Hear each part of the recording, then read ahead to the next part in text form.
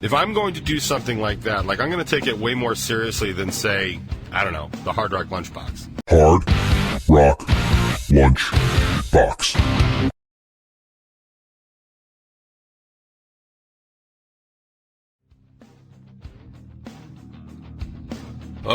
What is up, everybody? I am indeed a crusty crab. I'm tired crab, which comes as no surprise.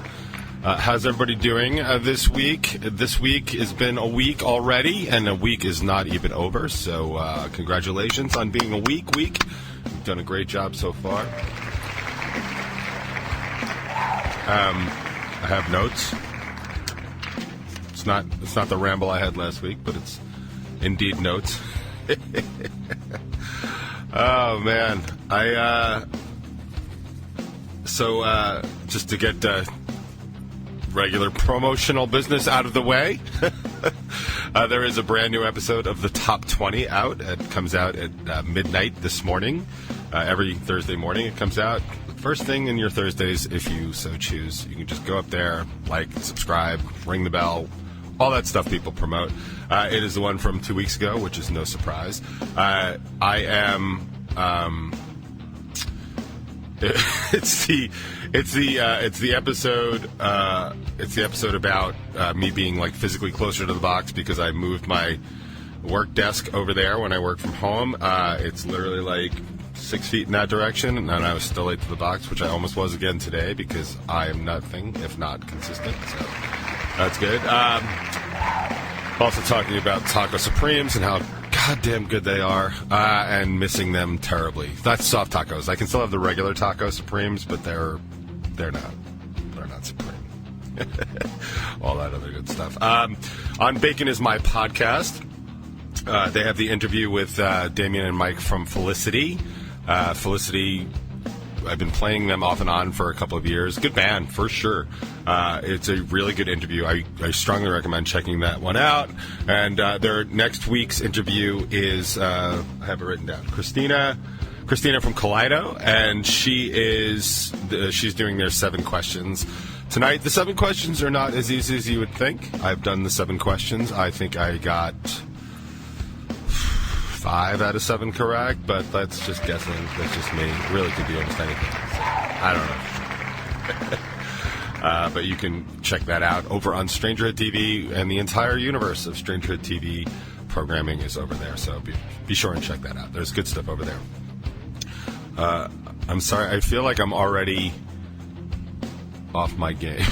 I know it's becoming a regular thing. I don't even know that it's something that we need to address anymore. If it's going to be something I do every single week, then maybe I should just not address it anymore because I will be sleepy and tired, and I find my ability to just come here and talk and do the show is severely hampered when I just do not sleep well. And it's not a question of packing in the hours. This is not specific to me. Like, lots of people I know have sleep problems. In fact, most people I know have some form of sleep problem, but I'm definitely in some weird zone where it's like, excuse me, I realize I'm kind of almost burping, which would be fine for radio, but I am on Strangerhood TV, and this is the quality programming that we try to do here.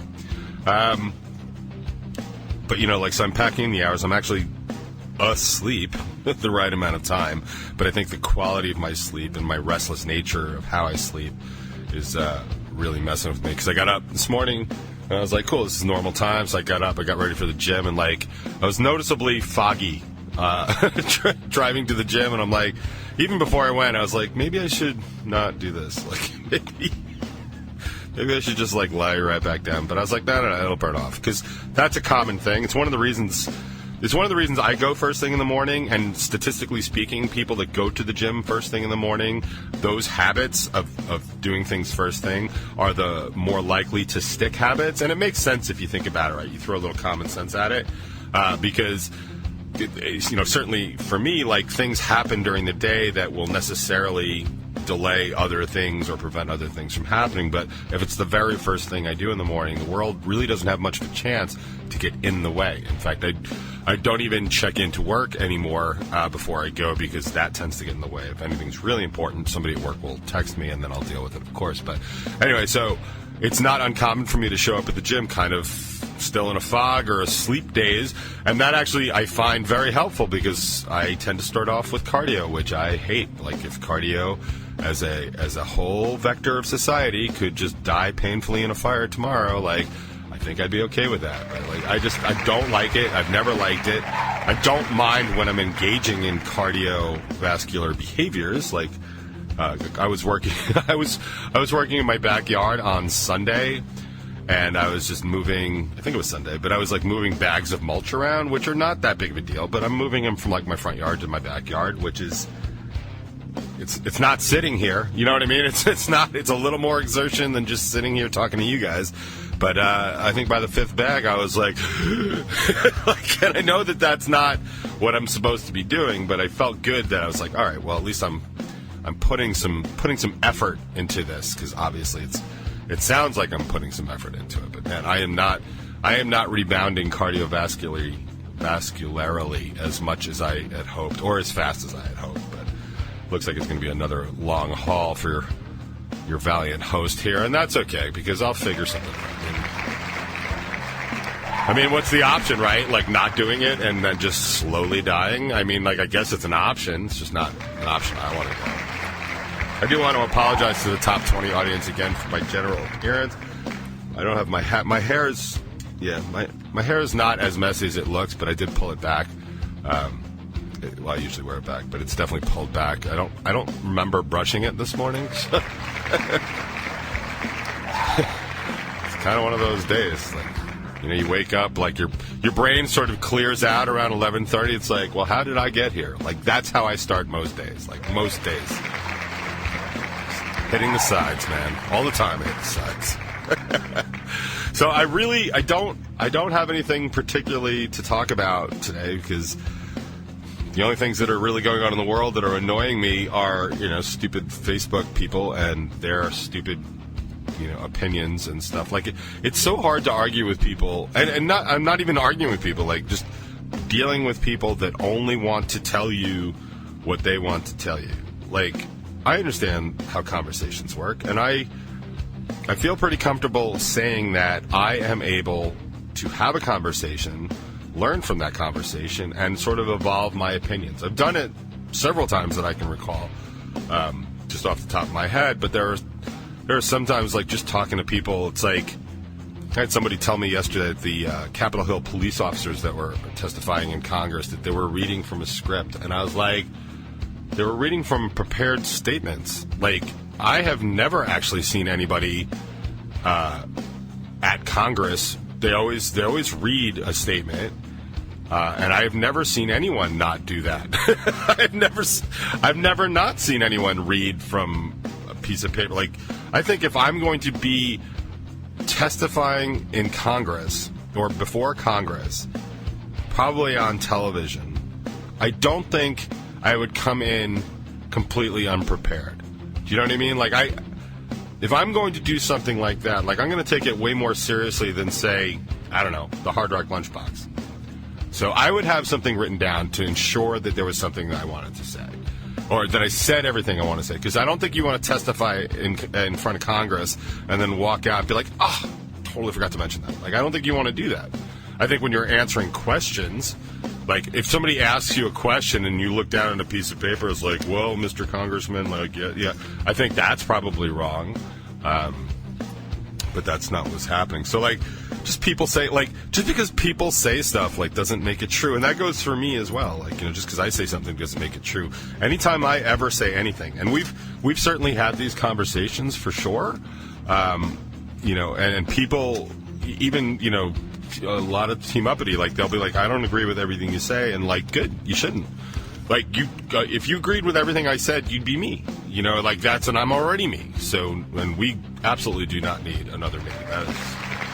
That's for sure. I think we can all agree on that. But my point is like, if we're having a discussion or a conversation, like, I'm not authoritatively dictating to you what you should think. I'm telling you what I think. And I'm telling you why I think it, which I always thought was an important distinction. Like, explaining to somebody, like, why you think something. Like, for example, like this, like, why on earth would one of the Capitol Hill police officers need to be reading from a piece of paper. And I'm saying that if I were going to testify before Congress, I would write every single thought I had down to make sure that I was going to say what I wanted to say. That's my opinion. That's my belief. That's, in my opinion, a rational thing to think. But then somebody else looks at it and be like, oh, he's reading from his script. And then there'll be a picture of that officer with Nancy Pelosi. And it's like, and like, but that's their takeaway. Like, he took a picture with Nancy Pelosi and he's got a piece of paper in front of him. Therefore, he's reading from his script and lying and perjuring himself. Like, I've had people being like, it's sad the way he's perjuring himself. This is a Capitol Hill police officer that got beaten on January 6th. And people are literally going, yep, he perjured himself. Like, based on what exactly? And as I've always said, these are the same people that could not get above a C or higher, could not get above a C on a book report in high school. They are not all of a sudden very smart. That's just not how it works. And that's just it, man. You could be learned. You could watch YouTube all day long. But, like, at the end of the day, you got to run it past your gut filter. And if that's what you really think happened, like, yeah, you're entitled to your opinion. But, like, my point is, sorry, I'm drifting. I know I do that. And I don't mean to do that. I'm sorry. My point is, like, when we talk about things here, I'm not telling you what to think. I'm telling you what I think. And if that runs through your gut filter and you're like, oh, yeah, that makes sense. Yeah, no, I've never actually seen anyone read, talk to Congress without reading from a prepared statement. I've just never seen it. And not that that's all I ever watch, so it's possible that it happens. But, this is not a celebrity. This is not somebody who's used to public speaking in front of a national audience. I think I'd be a little nervous. Yeah. I mean, look at how badly it goes at the box here when I don't prepare. Like, it goes real bad, right? I think we can all agree on that. Oh, man. But, yeah, so talking about other stuff going on in the world this week, can we stop having people and musicians die? Like, can we get behind that? Or, I don't know, like, it's so many musicians have died in the past few weeks that I lost track of them. Like, and I'm not even trying to be funny. Like, that's just something that has happened. Like, it's really quite something. And I don't know if it's, related to anything, if it's like the super heat that we've been having or, leftovers of COVID and all that other stuff. I really have no idea what's causing it. I know it is sad. And I know specifically, like, it was definitely a bummer. The original drummer from Slipknot just passed away. But I think of the collection of people that have recently passed away, Dusty Hill from ZZ Top, bass player and vocalist, or part-time vocalist, partial vocalist, other vocalist. The other guy from ZZ Top just passed away in his sleep at the age of like 72, 74, something. Old. But, well, not old, but like older. Like, yeah, it's not 40. Like the drummer from Slipknot died at 46. Like, that's a little shocking. 72 is a little less shocking, but of musician and songwriter deaths, the ones that you've seen me get choked up about over the years, like David Bowie and Prince and certainly Eddie Van Halen. I mean, like, it's hard for me, and I'm not special at all, I'm just saying for me, in my capacity, it's hard for me when those things happen, because I always feel like there's some sort of light extinguished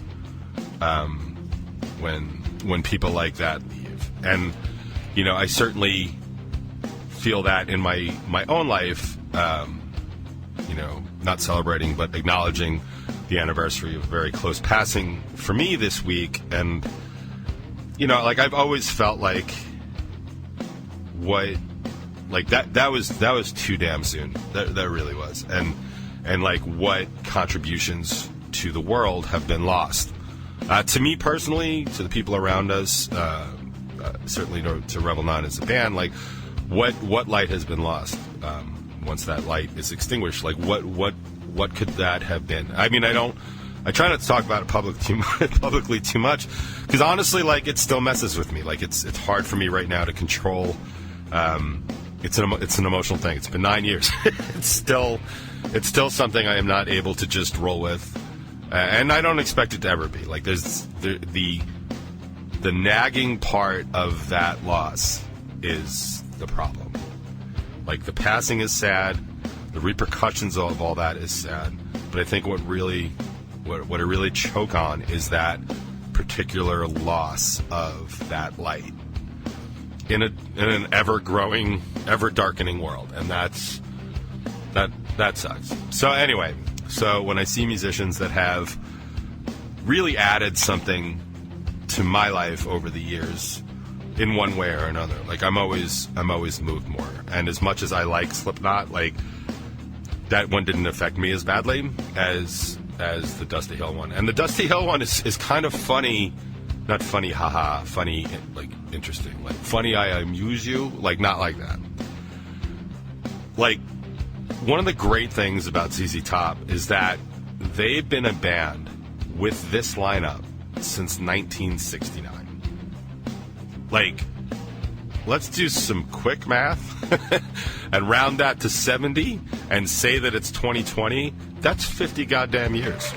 The same lineup. I've had my current lineup with Rebel 9, I guess, for 7 years now, and I want to strangle them on the regular.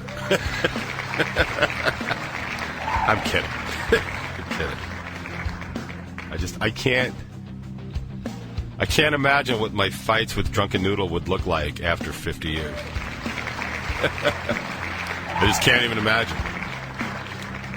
But it's like the longevity of that band, and, like, they're still touring. Like, they're still playing shows. Like, Dusty Hill missed a show. I think they had said, like, last month he had something going on, and like, the statement they released was just so typical ZZ Top. I mean, it wasn't, like, devoid of emotion, but it was, like, brimming with respect. And I thought that was really cool. I should have printed it out so I could read it verbatim, but you can check it out if you want. But it's basically like, you know, compadre, amigo, like, we are forever in that, you know, blues riff in C or whatever. Like, that's what we'll do. But it's like, it's almost like he's not gone because he's been there so long. Like, they are connected through something extra than just the physical form of being here. And that, to me, is beautiful. Like, I think that's fabulous. And I also thought it was noteworthy and interesting that Billy Gibbons, who is the main guy of ZZ Top, already announced that ZZ Top will continue without him, which I thought was a little weird. Like you come out with that, like, right away. But apparently it was Dusty Hill's, like, actual wish. Like, they've discussed this, and their guitar tech, who's been with them forever, was going to replace either one of them, you know, should they pass away, and let ZZ Top kind of continue. And so that was what Dusty had wanted, man. Like, don't stop because of me. Like, just keep this going, man. Keep that shuffle going. And I thought that was just wonderful. Because I have to tell you, in my incredibly self-centered and selfish way, like, under no circumstances do I want Rebel 9 to continue without me. Oh, God, I'm such a dick sometimes. But, yeah, I mean, I don't know, man. I don't know. I maybe I'd be interested, like, do you think they'd replace me with, like, well, definitely a younger, thinner, that would be, I mean, you'd have a hard time getting a fatter, older replacement, but just hear me out for a second. So, say Rebel 9, like, I just don't want to do this anymore, or maybe I don't know, I don't make it through the week. Like, they want to go on, they just hire a younger, thinner Filipino guy, and he's singing all the Rebel 9 songs. Like, I think that could be, right? Now that I'm thinking about it, I think I would definitely check that out. The new Rebel 9, with that younger, thinner Filipino me, coming to stages in 2022. I think the only thing that they really could never replace in me is the actual connection that I have with the songs. I think it's the one thing that Rebel 9 really has going for it that a lot of other bands don't is my specific ability to connect a song to me, or connect a song to the audience through me. Like, I'm telling a story from me to you. And I think that is the thing that over the past 10 years has been the change from G. Davy to Rebel 9, was my ability to do that. And, I don't know if the songs got better. I'd like to think I got to be a better songwriter over that time. But I think primarily it's my ability to connect with that audience, to connect that story with that audience so that they feel it and that they want to sing it and they want to hear it because it's what they're doing and it's what they're feeling at those moments. And I don't know that particular thing could be replaced. And I feel like, not to compare myself with anybody like on the scale of like Freddie Mercury, but like when Freddie Mercury sang to you, like you felt like, he was telling you something. And he did even a better job because he would sing like Brian's songs, like and other people in the band. He would sing those songs and he would own them and he would sing them to you like they were his own because he's trying to tell you something. And that's how unbelievable a performer like that dude was. But I think for me, I think that part would be lost. I think just getting up there and just singing the songs, I think is good and a testament to how well written and produced those songs are. So like I've seen people do covers and I've enjoyed them immensely, and I think that's about as good as it could get. I don't think it'll ever be able to have that connection between story and audience that I think is what makes Rebel 9 have any appeal whatsoever. But that's enough about me. It's enough from me. One of the questions I kind of wonder going forward, my favorite song from ZZ Top is a song called LaGrange. It's just awesome. If you don't know it, like maybe I'll grab it for you next week and play it. But like I said, Dusty Hill played bass, but he also sang on several songs, sang lead on several very important ZZ Top songs. And I wonder if those are just going to be songs that they don't do, songs that maybe Billy would try and sing, or what? Because I have absolutely no idea. I have no idea what they would do going forward on a song like Say This.